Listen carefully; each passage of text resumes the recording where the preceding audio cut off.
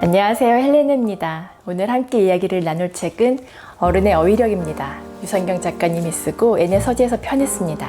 여러분 다들 연휴 잘 보내셨나요? 우리가 말하다 보면 왜 그럴 때 있잖아요. 뭔가 머릿속에는 형체가 있는데 그 명칭이나 이름이 잘 떠오르지 않아서 그게 뭐였더라? 그럴 때 있으시죠? 자주 그런 건 아니고 가끔 그런 거라면 괜찮지만 너무 잦은 빈도로 낱말이 떠오르지 않아 답답하신 경우가 많다면 두 가지 이유 때문입니다. 먼저 나이 들어서 생긴 건망증 때문일 수 있고요. 어휘력이 부족해서 그럴 수 있습니다. 건망증은 뭐 그럴 수 있다고 치는데 어휘력이 부족하다는 건 인정하기 힘들 수 있어요. 날 때부터 사용했던 모국어니까 읽고 듣고 쓰는데 문제가 없고 또 어디 가서 말 못한다는 소리를 듣지는 않으니까요. 그런데 잘 생각해보면 우리가 어릴 때 한글을 배우고 학교에 다니면서 국어를 배운 다음 특별히 어휘력을 키우는 수고를 하진 않았잖아요. 어른이 된 이후에는 일상에서 필요한 어휘만 반복적으로 사용하는 경우가 대부분이죠. 오늘 소개해드리는 책의 제목처럼 어른의 어휘가 꼭 필요한 순간들이 있습니다. 말할 때 마땅한 낱말이 자주 생각나지 않는다. 책을 읽어도 무슨 뜻인지 이해하기 힘들다. 글쓰기와 토론 능력을 키우고 싶다. 자신의 감정이나 생각을 말로 잘 표현하지 못한다. 말귀를 못 알아들어 소통에 어려움을 겪는다. 이 5가지 항목 중에 한 가지라도 해당되신다면 이 영상을 끝까지 보시기 바랍니다.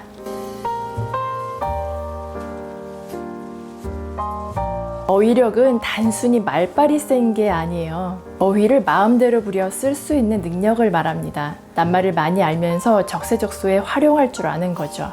어휘력은 사람과 사람 사이를 연결하는 힘이면서 대상을 바라보는 시각이기에 어휘력을 키운다는 건 이런 힘과 시각을 기르는 걸 뜻합니다. 그리고 여러분의 말이 상대방의 감정에 영향을 미친다는 사실을 이해하는 거죠. 이 책의 저자인 유선경 작가님은 라디오 작가로 30년 동안 매일 글을 써왔고 일주일에 5권 이상의 책을 읽는다고 합니다. 그래서 글을 잘 쓰는 건 물론이고 이런 책을 쓰실 만큼 어휘력이 풍부하신데요. 우리가 미처 알지 못했던 단어가 이 책 안에 굉장히 많이 들어있습니다. 몇 년 전에 전작인 꽃이 없어서 이것으로 대신합니다를 읽으면서 문체가 남다르고 매력적이라고 느꼈었는데요. 이렇게 신작을 만나게 돼서 너무 반갑더라고요. 목차를 보시면요. 1장 1에서 어휘력이 중요하다. 2장 어휘력을 키우는 필수 조건. 3장 어휘력을 키우는 방법들. 4장 어휘를 만나는 즐거움. 일단 어휘력이 좋아지려면 책을 많이 읽어야 된다고 다들 알고 계시죠? 하지만 어떤 책은 이해하기 어려워서 금방 덮어버리게 되기도 하는데요. 이해하지 못하는 책을 계속 읽어도 괜찮을까요? 결론부터 말씀드리면 이해하지 못하더라도 읽는 게 좋습니다. 이해하지 못하면 못해서 기억에 남거든요. 이해하지 못한 채 읽었지만 이해할 수 있는 때가 언젠가 찾아오게 됩니다. 그때 다시 읽으면 여러분의 이야기가 되고요. 모든 사람은 자신이 가진 지식과 경험만큼의 언어만 이해할 수 있어요. 그 밖에 있는 상대방의 언어를 당장 이해하기는 어렵죠. 그건 각자 어휘력 그릇의 크기가 다르기 때문인데요. 그릇이 이만큼이라면 딱 이만큼만 담을 수 있는 거예요. 여러분의 그릇이 크면 클수록 더 많이 담을 수 있겠죠. 반대로 그릇이 너무 작다면 상대방의 말을 제대로 주워 담지 못한 채 흘려버리거나 마음대로 오해하게 됩니다. 책을 읽는다는 건 어휘력의 그릇을 넓히는 작업이에요. 한꺼번에 엄청난 크기로 확장시키는 게 아니라 자신도 모르는 사이에 조금씩 넓어지는 거죠.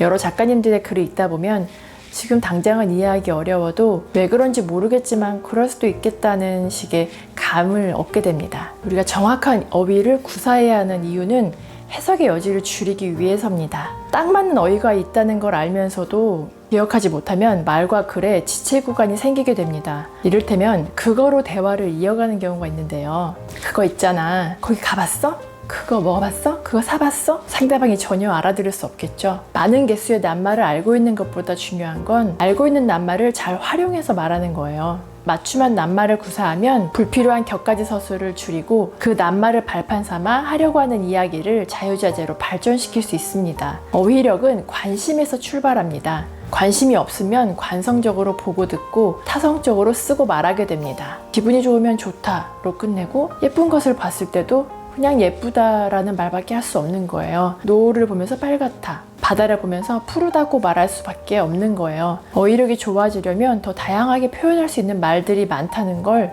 의식해야 합니다. 여러분의 몸과 정신으로 체험한 낱말을 사용할수록 오해 소지를 줄이고 자신감 있게 말을 하고 글을 쓸 수 있게 됩니다. 사용하고 싶은 어휘가 있다면 필사를 하거나 메모를 해서 수집하는 것도 좋은 방법 중 하나죠. 그럼 책을 많이 읽고 고사성어나 전문용어, 어휘를 많이 알고 있으면 말을 잘한다고 할 수 있을까요? 글쎄요. 어떻게 말하느냐에 따라 다르게 볼 수 있겠죠. 단순히 말을 잘하는 것과 상대방의 마음에서 존경심을 일으키는 것은 다릅니다. 말은 인격이니까요. 아무리 유식하게 말해도 상대방을 존중하는 마음이 없다면 사람으로서의 품격을 갖췄다고 보기 어렵겠죠.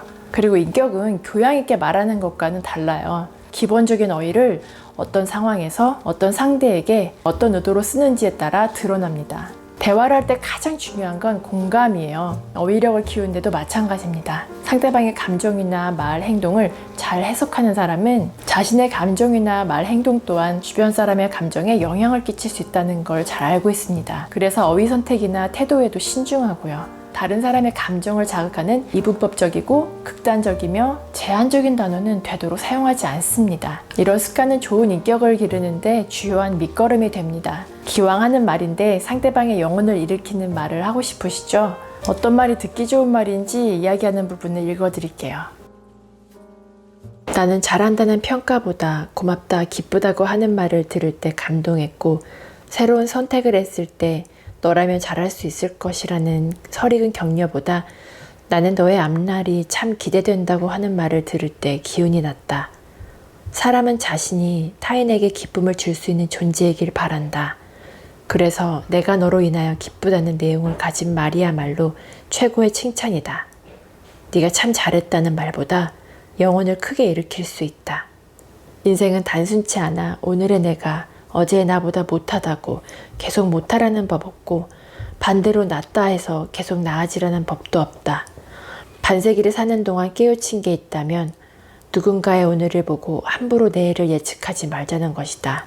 고작 한두 개 잣대로 사람을 평가하는 것은 능력이 아니라 못된 습관이다. 결과가 중요하다는 사실을 누군들 모르나? 몰라서 못하는 줄 아나? 비교해서 평가하거나 문제를 찾아 비난하는 말은 누구나 할 수 있는 쉬운 말이다. 쉽게 하는 말은 쉽게 타인의 영혼을 짓누른다. 과정에 공감하고 노력에 감동하는 말을 하기는 쉽지 않지만 프로메테우스의 불처럼 듣는 이의 영혼을 환하게 밝혀 새로운 세상을 살 수 있게 해준다. 배차 대조표만 들여다보는 악덕 기업주처럼 주제넘게 말하지 말자.